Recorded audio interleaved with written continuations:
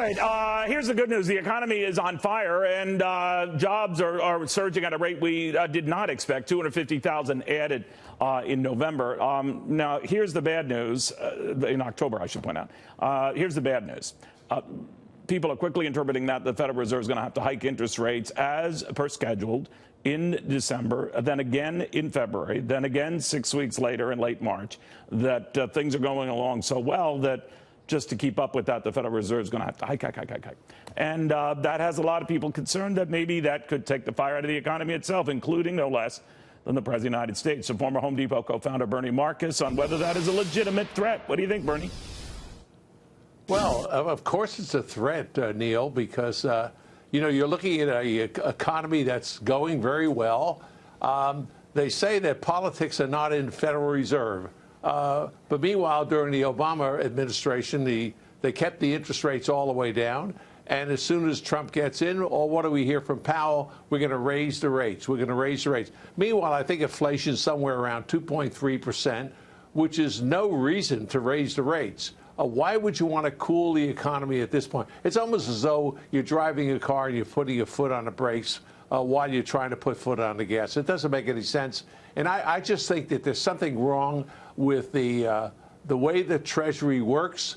Remember, they've raised it a couple of times, and the threat is to raise it to 3%.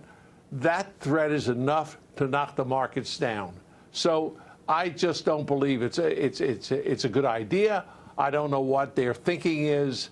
Obviously, it's going to put a damper on the economy. Well, that's, Bernie, the way the Federal Reserve, under no matter who's running it, tends to do things. They're just to find that balance between keeping the recovery going and getting inflation out of control. You don't think there's a risk of doing the latter, right? Oh, I think there is a risk. I think they can drag the economy down. I really do. And, if they continue, he's talking about 3%. He's talking about raising it past that. You're sure it's going to have an effect on the economy. It will. It will. The cost of money, the cost of borrowing will go up. It's going to have an effect on housing. It's going to have an effect on car loans, everything out there. And if you want to put a damper on the economy, this is a good way to do it. What do you think in the midterms? I know you're getting a different read, and depending on the people you talk to and all, but the consensus, and you've heard it, is that Republicans lose the House, they hold on to the Senate, maybe boost their numbers in the Senate. But do you see anything that gets in the way of that consensus?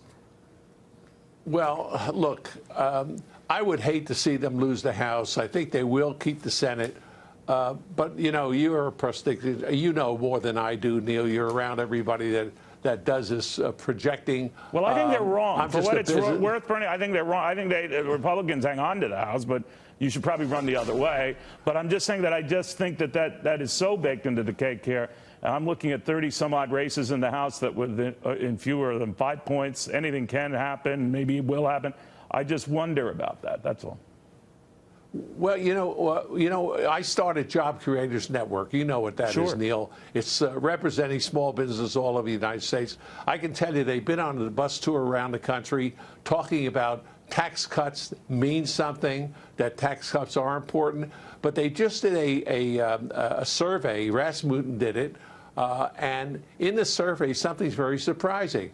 36% of the recipients did not know that they got a tax cut. So it's almost 40% of the people don't even know they got a tax cut. Many people get their payrolls through electronics. It goes right to their bank. They don't see the stub. I remember when I grew up years ago, you would see the stub every year. You knew what you were paying every single week. You saw it coming down. 36% don't know they got a tax cut. There's something wrong with that. And I think that now Trump is trying to sell that, but many people don't believe it. But I'll tell you this much. In the survey, it said people, 3/4 of the people, 75% of the people, maybe more, believe that tax cuts are right, that deregulation is right. So you have this dichotomy of what they believe and what they don't know what they got. It just doesn't make any sense. Well, I also think, Bernie, a lot of this stuff, and I don't know if it's a bias thing or something, but it is fair to say that disproportionately a lot of these tax cuts went to corporations. They went to wealthier individuals. Simply wealthier individuals make more money. They get even an incremental tax cut. They're going to get more money out of it. I understand how that works, and I understand the rage that happened when people thought I didn't get my share. But yet, 75% of American families did, in fact, get a tax cut, and that the average was $2,500 a year. That's irrefutable math. It doesn't matter where you could be blue in the face arguing it. I'm just wondering whether the reaction is such that people come back and say, all right, maybe the Democrats' approach to this is better, that maybe in the next tax go-round, I'll get a bigger break, and those rich guys won't. And that's what they're hanging on. What do you think? I don't.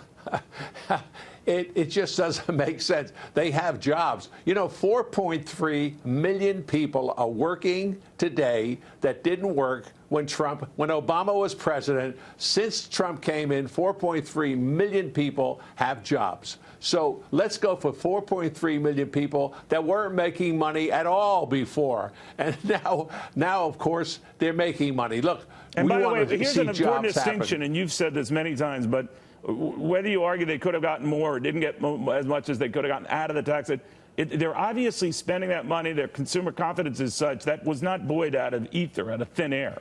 So it's coming from something, right? Well, look, I can tell you this, a Job Creators Network, again, going around the country, we've met with hundreds and hundreds of small business owners, every single one of them. And by the way, we have thousands of testimonials. They've written into papers, they put testimonials, editorials in papers. This has been a wonderful job creator for small businesses.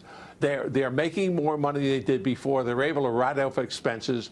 They're hiring people. They're fixing up their businesses. They're expanding. So there's so many good things happening out there. And now you look at it possibly losing the House, and you say to yourself, Nancy Pelosi will put an end to it. She's going to raise taxes. She's going to put back regulations if she can get it through the Senate, which I doubt very much. But she's going to put, it'll be a negotiation. It'll create all kinds of chaos.